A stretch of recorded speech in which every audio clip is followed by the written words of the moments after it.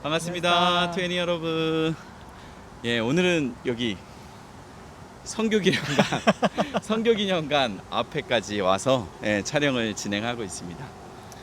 네, 비온 직후라서 날씨가 맑아서 이날 찍으면 좋겠다 싶어서 우리가 막 기쁘게 나왔는데 바람은 좀 부네요. 그래도 여름날 시원한 바람과 함께 촬영을 진행하고 굉장히 기분이 좋은 것 같습니다. 그러세요? 예, 사실 우리가 지겹지 않을까 걱정을 했었잖아요. 다양한 배경으로 보답하겠다 했는데 조금씩 일조하는 게 아닌가. 예, 여기 아름다운 양화진의 성교기념관 옆 모습들을 많이 보시면 좋을 것 같아요. 오늘은 우리가 어떤 주제를 가지고 이야기를 해보기로 했죠? 오늘 그 성경에 관한 못다한 이야기들을 같이 좀 질문하고 나누는 시간들을 좀 가지려고 해요. 성경을 어떻게 우리가 적용해야 될 것인가, 또 성경대로 살아가는 것이 정말로 우리에게 꼭 필요한 일인가, 그리고 성경대로 살아간다면 어떻게 해야 하는가, 뭐 이런 이야기들을 좀 할 수 있을 것 같아요.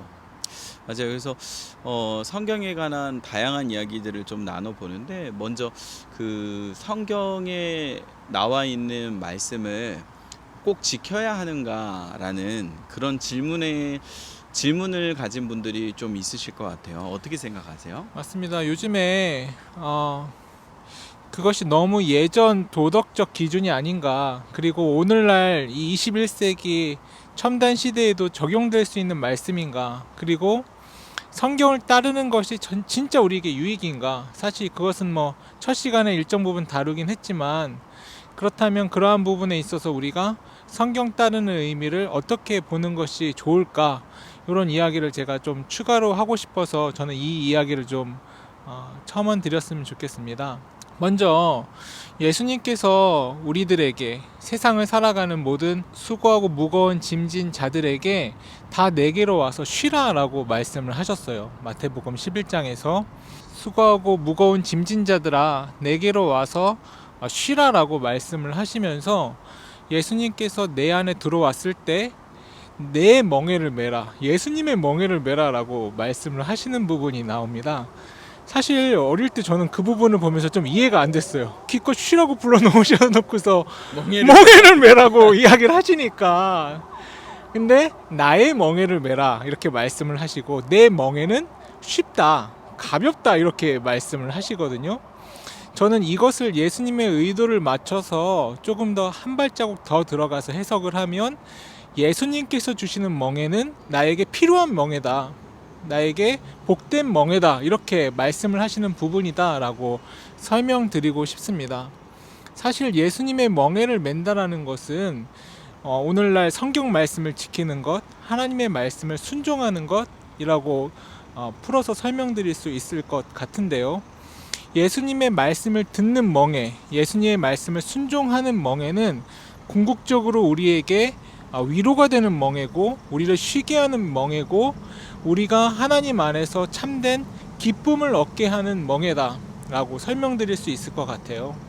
다시 말해서 하나님의 말씀을 잘 따르는 사람들에게는 자족의 기쁨을 얻게 해주시고, 그리고 더 나아가서 그 경건의 큰 유익을 함께 누리게 해주신다. 저는 그러한 부분에 있어서 하나님의 말씀을 잘 따르는 것은 참된 만족을 얻을 수 있는 길로 하나님께서 인도해 주시려고 하시는 것이 아닌가 생각해 봅니다. 사실 혹자들은 종교에 대해서 비아냥거리면서, 거봐라, 종교는 민중의 아편이다, 사람들을 적당한 수준으로 만족하게 하고 그걸 평안이라고 이야기한다, 그걸 위로라고 이야기한다, 이렇게 깔보듯 이야기하는 경우들이 있습니다. 저는 그러한 세상의 말들에게 이렇게 말하고 싶어요. 사실 인간은 하나님이 아니고서는 그 무엇으로도 자족할 수 없는 존재다, 만족할 수 없는 존재다, 완전한 평안과 은혜의 자리로 나아갈 수 없는 존재다. 하지만 하나님을 알고 있다면, 하나님 말씀 안에서 하나님과 동행하는 사람들은 어느 순간 자신의 인생을 되돌아봤을 때 하나님과 함께 모든 것을 얻게 되었구나, 하나님께서 모든 것을 채워주셨구나, 이렇게 고백할 수밖에 없는 자리로 가게 되는 것 같아요. 그러한 부분을 놓고 보았을 때, 우리가 하나님의 말씀을 따르는 사람들에게 하나님께서 참된 위로와 참된 만족과 참된 기쁨을 주신다라는 말씀은 확신한 하나님의 약속이고 참된 진리의 말씀이다. 이렇게 설명드리고 싶습니다. 예, 좋습니다. 그래서 말씀을 나를 구속하기 위해서 주셨다고 생각하는 분들이 많은데, 실은 유영진 목사님 말씀대로 하나님의 말씀은 실은 나를 정말 사랑하시는 나를 위한 하나님의 말씀이기에, 그 말씀 속에 우리의 삶에 참된 기쁨과 행복과 만족이 있다라는 것을 순종해 보면 알 수 있다라는 것을 깨달으셨으면 좋겠습니다. 그리고 성경에 보면 구약이나 신약 이런 말씀들을 볼 때 여기 나와 있는 말씀들을 목사님 다 지켜야 되나요? 라는 질문이 좀 드실 수 있을 것 같아요. 구약에 보면은 지금 시대에는 적용하기 힘든 말씀들도 많이 있지요. 뭐 시체를 만지지 말라거나 돼지고기를 먹지 말라거나. 지금 다 그럼 목사님들은 삼겹살 안 드시나요? 먹거든요. 좋아하죠. 예, 오늘 점심 때도 생삼겹 김치찌개 먹었잖아요. 그래서 그럼 돼지고기 먹으면 그건 하나님 말씀이 아니냐라고 생각하실 수 있는데, 예수님께서 구약에 나오는 율법을 폐하신 것이 아니라 완성하셨다라고 말씀합니다. 완성하셨다라는 것은 더 온전하게 하셨다라는 것이죠. 유대인들은 하나님께서 거룩하고 구별되라고 주신 말씀들을 그 행위 겉만 지키느라 그 내면에 있는 정신은 완전히 잊어버린 채 사랑과 정의를 잃어버리고 껍데기를 지키면서 하나님 뜻을 행한다라고 착각에 빠져 있었습니다. 그래서 예수님께서 오셔서 하신 일은 그 껍데기 안에 있는 정신, 그 속을 채워 넣으신 거죠. 그래서 하나님을 내 마음과 목숨과 힘과 뜻을 다해 사랑하고 내 이웃을 내 몸과 같이 사랑하라. 그리고 그리스도인들을 향하여 서로 사랑하라라는 이 사랑의 계명을 통해 율법을 완성하도록 하셨죠. 그러므로 우리가 구약에 나와 있는 모든 의식이나 정결법 같은 것들 다 지키지는 않지만 그 하나님의 사랑의 율법, 사랑의 말씀 안에서 모든 율법을 완성하여 지킬 수 있는 더 무거운 멍에를 지게 된 것이죠. 그 멍에는 단순히 무겁다가 아니라 사랑으로 하나님의 뜻을 행하고 하나님을 닮아가는 거룩을 향한 열망으로 표출될 수 있을 것 같아요. 네. 그리고 또 지난주 강의했던 PBS와 연결 부분으로 적용에 대해서 좀 설명드리자면, 일단 본문을 연구할 때 그 본문을 쭉 연구하고 나서 마지막에 이제 도출되어야 하는 것이, 그럼 이 본문이 말하고자 하는 메인 아이디어가 무엇인가? 그러니까 본문이 말하고자 하는 가장 큰 뜻이 무엇인가를 찾는 것이거든요. 근데 그걸 찾는 게 때로는 쉽기도 하고 어렵기도 합니다. 어떤 본문은 유심히 봐야 되고요. 어떤 본문은 아예 대놓고 있는 경우들이 있어요. 근데 그렇게 찾아볼 때 잘 보이지 않을 때 몇 가지 팁이 있는데, 하나는 접속사 뒤에를 좀 주목해 보는 방법이 있고요. 그리고 주 동사가 무엇인가, 그 동사를 좀 유심히 살펴보시는 방법. 그리고 또 한 가지는 반복되는 단어가 무엇인가라는 것을 살펴보면은 이 본문이 말하고자 하는 메인 아이디어가 무엇인가를 찾는 데 좀 도움이 되실 것 같아요. 그리고 그렇게 나온 메인 아이디어가 있으면 그 메인 아이디어를 객관화 시키는 겁니다. 모든 시대에 모든 사람들이 알 수 있는 보편적 진리로 바꾸어 보고, 마지막으로 그 진리의 말씀을 내 삶에 주관화, 곧 적용해 보는 것이죠. 질문을 던지고 또 그 질문에 답을 달아보고, 이러면서 내 삶에 적용할 부분들을 찾아가는 거죠. 하나 실제적인 예를 들어보면, 예수님께서 베드로와 안드레와 요한과 야고보를 부르셨을 때 그들이 그물질을 하고 있다가 또는 배에 타고 있다가 예수님을 따르게 되는데, 예수님을 만나고 예수님의 콜링에 배와 그물과 아버지를 버려두고 예수님을 쫓아가는 장면이 나옵니다. 이거를 그대로 이런 과정 없이 적용해버리면 학교를 중퇴해야 하나? 다 버리고 교회로 들어와야 되나? 다 버리고 신학교 가야 되나? 또는 뭐 직장을 그만두고 교회에서 살아야 되나? 뭐 이렇게 잘못 해석할 수 있는 경우가 있는데, 물론 그런 분은 잘 없겠죠. 그런데 이 과정을 보면 먼저 성경에서 메인 아이디어, 그냥 팩트를 찾아보는 거예요. 예수님의 제자들은 모든 것을 버려두고 예수님을 쫓았다. 이게 팩트잖아요. 성경에 나오는. 이거를 좀 객관화시켜 보면은 예수님을 따르는 제자들은 자신의 삶에 있어서 가장 중요한 우선순위를 예수님께 드려야 한다라고 다시 한번 의미를 찾을 수 있겠죠. 그 다음 내 삶으로 가져오면 질문을 던져보는 거죠. 그럼 나는 예수님을 내 삶에 가장 우선순위에 두고 있는가? 나는 예수님보다 더 중요하게 생각하는 가치나 사람이나 세상에 어떤 것은 없는가? 그러면 이게 또 확장되어지면 왜 제자들은 예수님에게 최우선순위를 두었을까? 이런 질문들을 던지다 보면 예수님 안에 있는 참된 하나님의 나라와 그 영원한 가치를 발견했기 때문에 실은 그 전에 본인이 소중하다 생각했던 버릴 수 없던 것들이 예수님을 중요하게 바라봄으로 우선순위가 바뀌게 되어진다라는 것이죠. 그래서 이런 과정들을 거침을 통해서 그 시대에 선포되었던 하나님의 말씀이 오늘날 내 삶에 어떻게 적용될 수 있는지를 찾아갈 수 있을 것 같아요. 사실 저도 개인적으로 PBS를 또 큐티를 좀 깊게 처음 했었던 말씀을 무엇이었는지 기억이 나는데 혹시 기억나세요, 목사님은? 처음 PBS요? 처음 PBS 아니 첫 큐티 본문. 아니, 첫 본문은 기억이 안 나요. 너무 옛날부터 경건하게 사셔가지고. 그건 아니고. 저는 뭐였냐면 민수기에 숫자들 잔뜩 나오는 본문이었어요. 하필 그 본문은. 하필 왜 그러냐면 큐티책을 하나 다짐을 해서 큐티책을 하나 샀고 그 본문 날짜에 맞춘 본문을 폈는데 그 숫자만 잔뜩 나오는 본문이었던 거예요. 근데 이걸 내 삶에 어떻게 적용을 해야 되지? 한참을 고민하다가 한동안 큐티나 PBS를 확 놔버렸던 기억이 있어요. 근데 목사님 말씀하셨던 그 중요한 원리를 가지고 계속해서 도전을 하고 하나님을 사랑하는 마음을 계속해서 유지하고 가져간다면 그 하나님에 대한 마음, 성경에 대한 지식이 차곡차곡 쌓이면서 보다 더 성경이 말하고자 하는 대로 조금씩 더 가까이 가게 되는 것 아닌가 생각이 듭니다. 사실 메인 아이디어 이야기를 해주셨는데 성경책 뒤에 이 말씀의 메인 아이디어는 뭐다 이렇게 해답지가 적혀 있는 건 아니잖아요.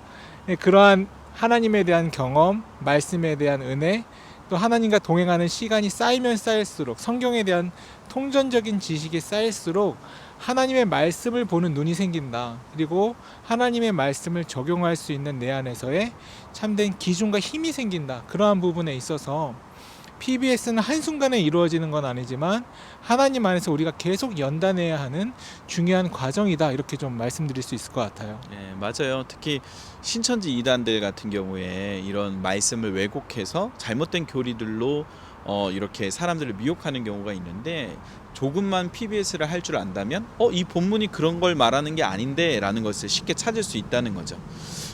그리고 또 청년들이 이런 궁금증을 가지고 있는 청년들이 있어요. 성경은 그럼 인생의 모든 답을 다 알려주냐? 그래서 저희한테 자주 물어보는 게 목사님 이건 해도 돼요? 하면 안 돼요? 이걸 많이 물어보세요. 근데 성경이 그럼 우리 인생의 모든 경우의 수의 답을 다 주느냐?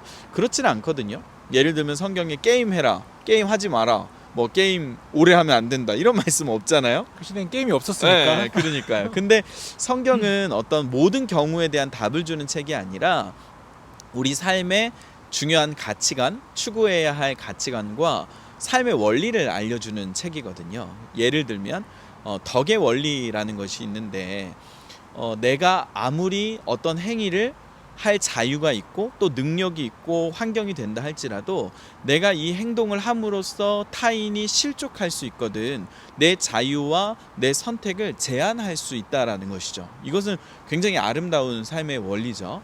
그리고 또 한 가지는 우리 몸이 하나님의 성전의 역할을 하고 있기에 우리가 성전된 몸에 해가 되는 행동들을 하지 않는 것, 그것이 바로 중요한 삶의 원리가 되는 것이죠. 그러므로 이런 것들을 고려해 봤을 때 내가 이걸 해도 되나? 하지 말아야 되나? 라는 기준은 실은 이것을 했을 때 하나님께서 기뻐하실까?